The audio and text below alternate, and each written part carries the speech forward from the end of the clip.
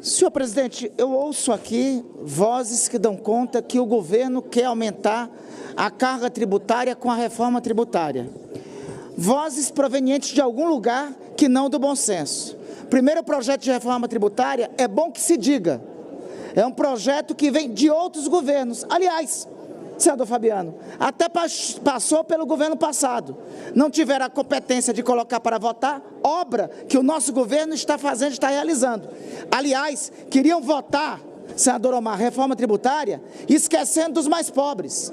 Queriam votar a reforma tributária sem desonerar a cesta básica.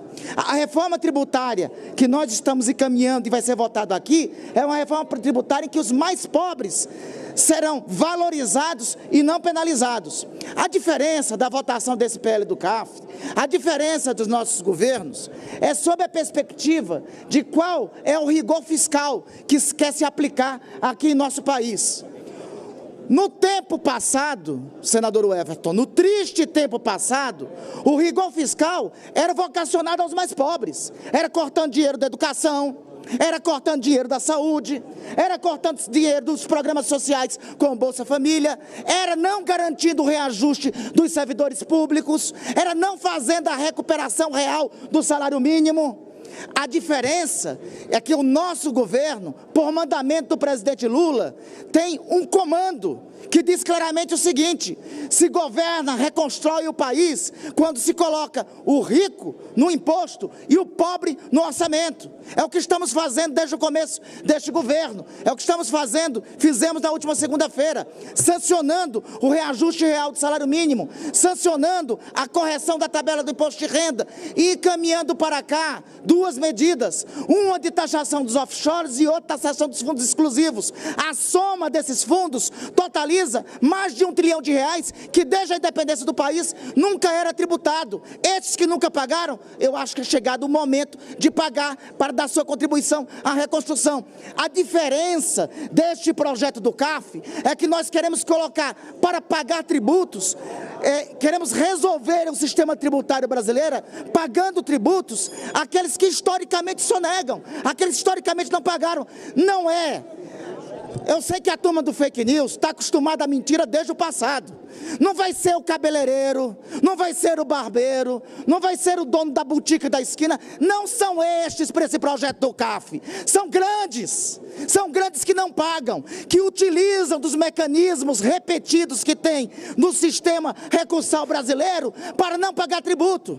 Aí, na hora do esforço fiscal, falam do esforço fiscal. O governo não pode gastar. O governo, para eles, não pode gastar com os pobres. Não pode gastar com Bolsa Família. Não pode gastar construindo escola nova. Não pode gastar reconstruindo o Sistema Único de Saúde que eles destruíram. É para esses setores que eles não querem gastar. Para esses o governo vai gastar. Vai gastar para investir naqueles que historicamente não tiveram investimento. Naqueles que foram penalizados nos últimos 4 e 6 anos. Esse projeto do CAF não é para o pequeno, não. É para o grande, que não paga tributo e se prevalece de um sistema recursal que só favorece a esses grandes. MP dos mais ricos, de offshore, de onshore, de fundo exclusivo, é para 2.000 famílias, senador veneziano, que nunca pagaram tributo na história brasileira e que está na hora de começar a pagar. É importante encher a boca e fazer de esforço fiscal. O que nos diferencia é para onde, é quem vai fazer esse esforço. Se aqueles mais ricos que sempre lucraram ou se aqueles mais pobres. A escolha deste governo é colocar o pobre no orçamento e o rico no imposto. É por isso que precisamos aprovar também essa medida. O Brasil vive hoje uma sucessão de escândalos que o tem deixado absolutamente atônito.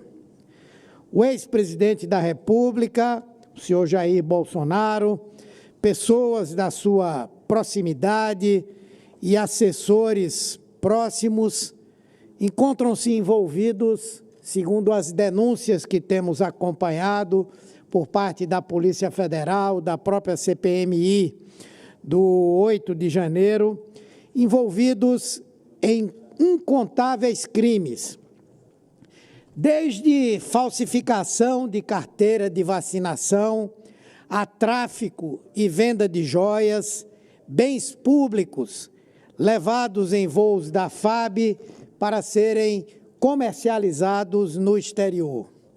Então, assessores do Planalto, que recebiam salário de R$4.000, chegaram a movimentar 11 milhões de reais em suas contas. Somente o ex-ajudante de ordens de Bolsonaro, que hoje está preso, o senhor Mauro Cid, segundo as investigações, movimentou mais de 8 milhões, dos quais 2.300.000 na condição de procurador do seu ex-chefe, o senhor Jair Bolsonaro. O advogado Frederico Wassef, o chamado anjo da família Bolsonaro, recomprou um relógio Rolex nos Estados Unidos, Rolex esse que foi desviado pela bagatela de $49 mil. O chamado hacker, o senhor Walter Delgatti Neto, relatou à CPI e à Polícia Federal uma trama sórdida com o objetivo de fraudar as urnas eletrônicas, de colocar um grampo em um ministro do Supremo e contribuir para um golpe de Estado. Disse ele que foi, inclusive, pago pela senhora deputada Carla Zambelli para invadir o sistema eletrônico do Judiciário. Disse aqui à CPI que foi ao Ministério da Defesa e ao Alvorada, onde se encontrou com o ex-presidente Bolsonaro e que este admitiu, aliás, ele admitiu, não nesse momento, mas admitiu ter ordenado a apoiadores econômico-financeiros do golpe que disseminassem fake news sobre o sistema eleitoral e o STF. O elo se fecha. Tráfico e venda de bens públicos, dinheiro sem origem declarada, movimentações financeiras atípicas se ligam à articulação para atacar a democracia e derrubar o Estado de Direito. Enquanto articulavam a venda de joias para seu interesse próprio, o ex-presidente e seus auxiliares tramavam a própria ditadura. A Polícia Federal considera tudo isso como trabalho de uma organização criminosa, em que delinquentes que tramavam golpe de Estado eram os mesmos que dilapidavam o patrimônio da União para irrigar as contas de uma família com dinheiro público. A cada crime de que se tem conhecimento, a nação fica estarrecida. Os episódios da trama para a derrubada da democracia, aliados a eventos, eu diria, de gatunagem, mostram o nível da organização criminosa a que o Brasil estava exposto.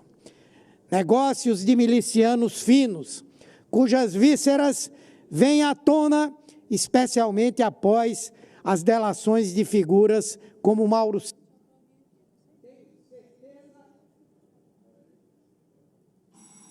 Tenho fé nas instituições de que todo esse esquema será desnudado.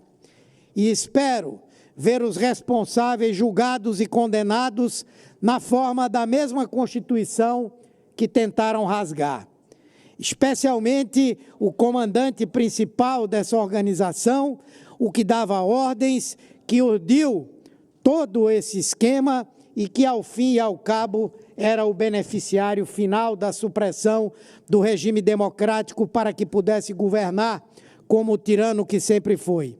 Não há outro caminho para essas pessoas, senão dentro das 4 linhas da Constituição. Espero que seja esse o destino final de todas elas, o peso da lei. Muito obrigado, senhor presidente.